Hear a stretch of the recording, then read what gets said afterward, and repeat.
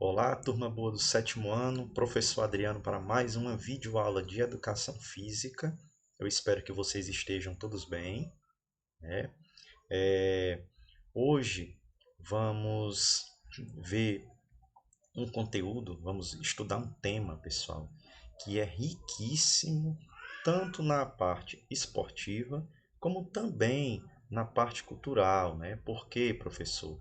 Porque vamos falar dos jogos dos povos indígenas, né? Para quem não sabe, os índios, né? Eles têm, como acontece as Olimpíadas, né? Os índios eles também têm os seus jogos, certo? Que tem várias modalidades, onde algumas ainda mantém vivo aquela cultura da sobrevivência, né? Do início da, digamos assim, que faz até parte do início da colonização do nosso país. Então, vamos entender um pouco, vamos conhecer um pouco sobre esses jogos dos povos indígenas, né? É, é um evento multiesportivo, ou seja, várias modalidades, certo, pessoal? Tanto a parte esportiva, como eu falei no início, como a parte cultural.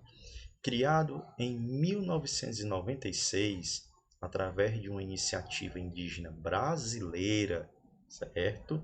Ou seja, esses jogos eles iniciaram essa competição no nosso país, né? Mais um motivo, né, de orgulho para a gente. Nosso país é um país tão sofrido, mas é um país onde ainda nos dá, né, muito orgulho. E um desses orgulhos, né, um dos motivos é esse aqui que vocês estão vendo agora. Ó. É a Iniciativa Indígena Brasileira, né, do Comitê Intertribal, né, Memória e Ciência Indígena, que quer dizer o que? O ITC, com apoio do Ministério do Esporte do Brasil, sendo um dos maiores encontros esportivos culturais de indígenas da América. Participaram da primeira edição 25 etnias, né? E mais de 400 atletas. E contou com a presença do Pelé, né? Que incluiu o evento no calendário da Secretaria Nacional de Esportes.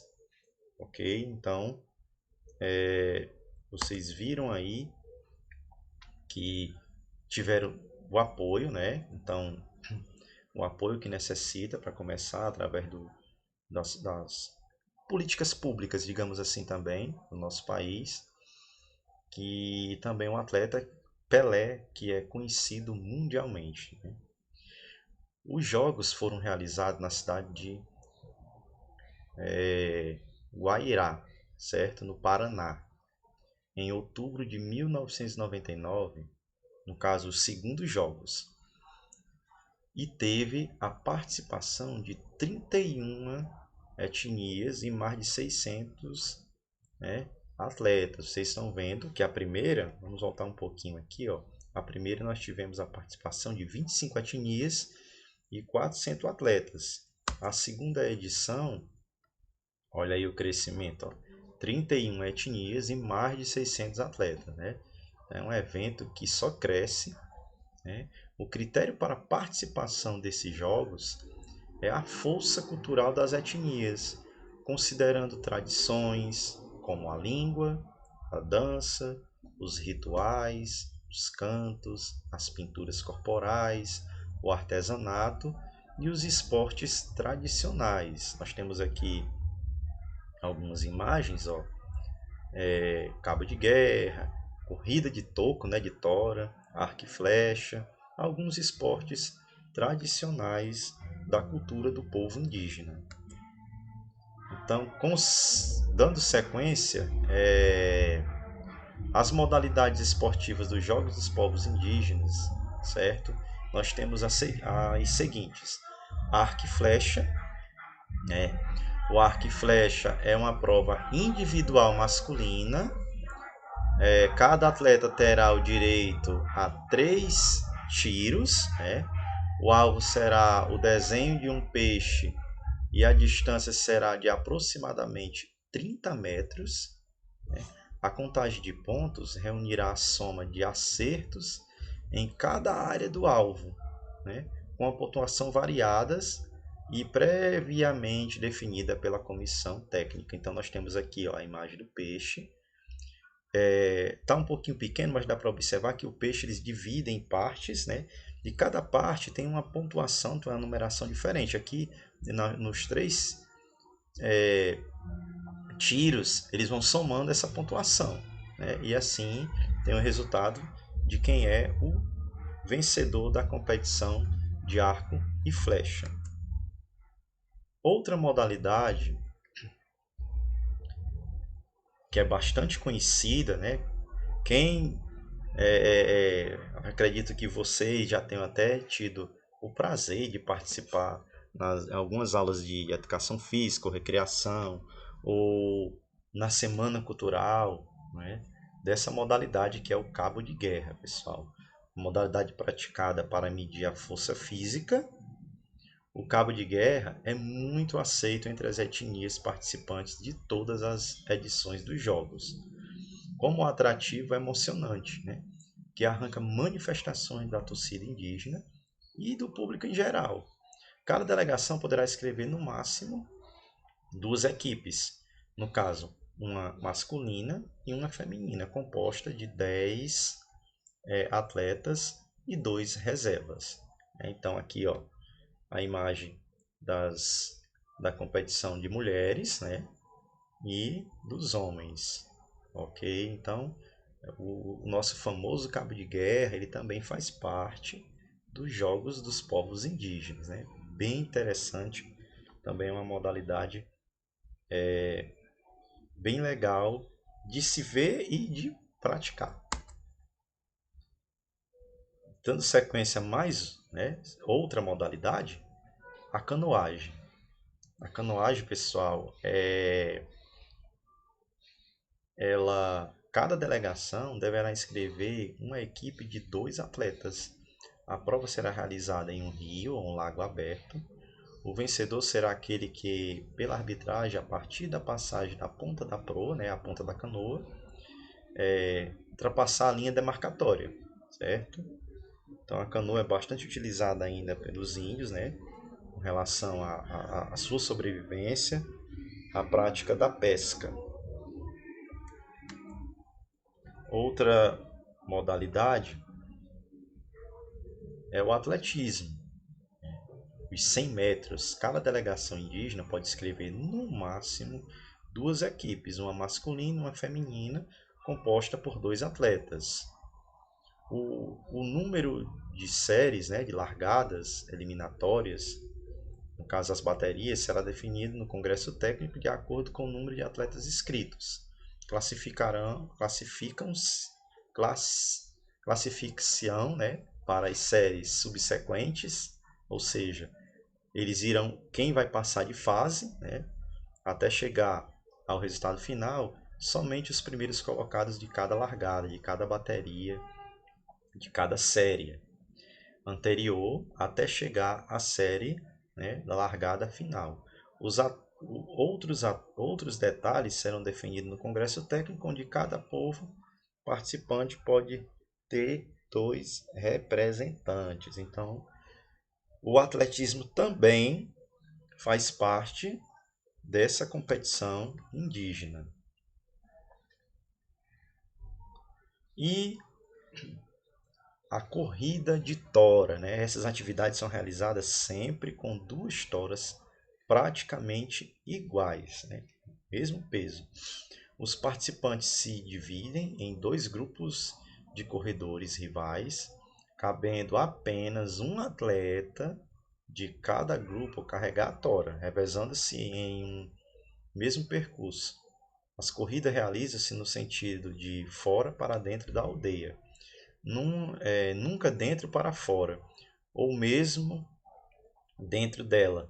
Quando estabelece os pontos de largada e chegada no pátio de uma casa chamada Oto, né, uma espécie de oca, preparada para todas as atividades culturais e sociais e políticas. Então, vocês observam na imagem, No caso aqui, vamos para identificar aqui os homens, né? Nós temos os homens da equipe do calção vermelho. Vocês estão vendo aí na imagem, dá para visualizar 7. Então, um vai carregando a tora de cada vez. Eles têm um percurso pré-determinado, né? Nunca pode dois ou mais, sempre um de cada vez. Ele cansou, vai passando para o próximo e assim sucessivamente. A mesma regra que vale para os homens também vale para as mulheres.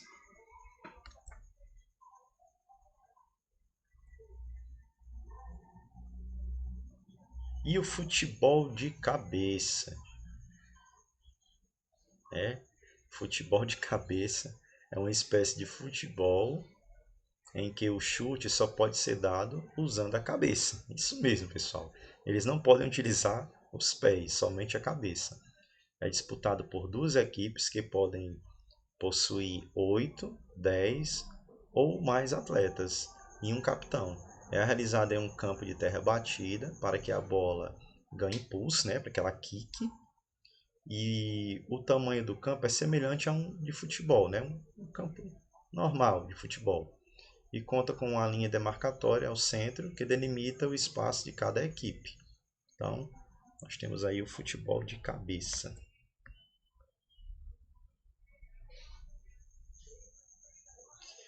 E o futebol digamos, tradicional, né? Já é o esporte já é inserido no contexto cultural de vários grupos indígenas, sendo unanimidade nos jogos e praticado por atletas femininos e masculinos. As regras são regidas pela Instrução Geral dos Jogos e obedece o padrão da Confederação Brasileira de Futebol, né? As mesmas regras, exceto, né, uma mudança aí no tempo de jogo, que é de 50 minutos, dividido em dois tempos de 25 cada, com intervalo de 10.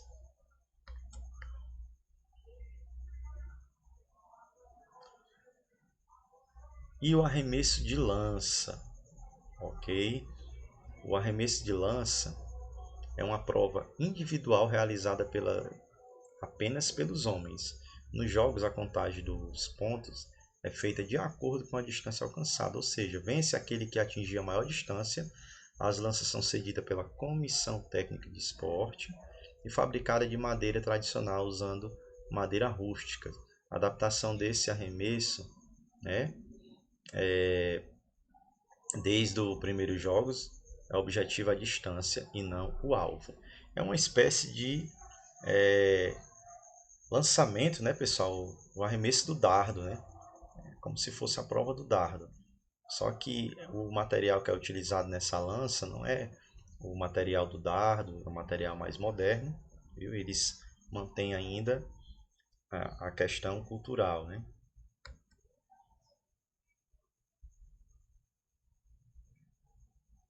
E a luta corporal, ela começa quando o dono da luta, né, um homem-chefe, caminha até o centro da arena da luta e chama os adversários pelo nome. Os lutadores se ajoelham, girando em círculo anti-horário em frente ao oponente, até se entreolharem, né?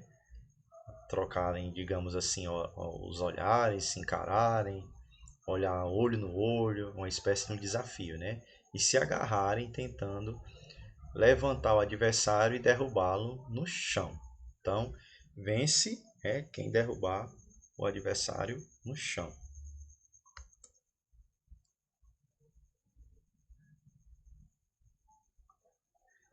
A natação. Atualmente, a prova de meia distância e resistência é realizada em águas abertas, que está dentro do contexto indígena, e a prática é praticada por atletas femininos e masculinos. Então vocês estão vendo aqui aparentemente um rio, não é? E seguindo, também uma prova muito tradicional da cultura, né? Faz parte da cultura indígena, é a Zarabatana. É uma demonstração individual realizada pelas etnias Matis e Cocomãs. Na apresentação se posiciona a 20 ou 30 metros do alvo adaptado uma melancia pendurada em um tripé. A prova consiste em atingir o alvo o maior número de vezes possível. Os índios, né, utilizam a zarabatana para sobreviver, pessoal, para caçar.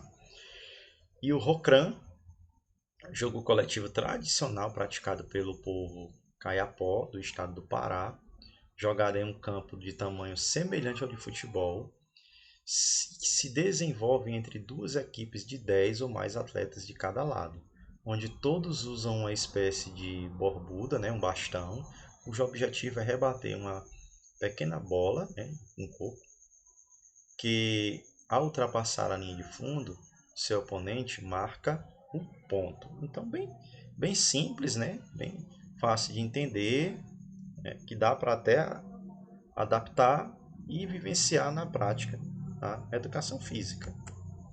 Então, essa foi a nossa aula. Falamos sobre os Jogos dos Povos Indígenas. Como eu falei no início, muito interessante, riquíssimo em cultura, riquíssimo em esporte. Eu espero que vocês tenham gostado. Vou lançar a atividade, vocês resolvam e postem lá na plataforma. Até a próxima, forte abraço, que Deus abençoe vocês e suas famílias. Valeu!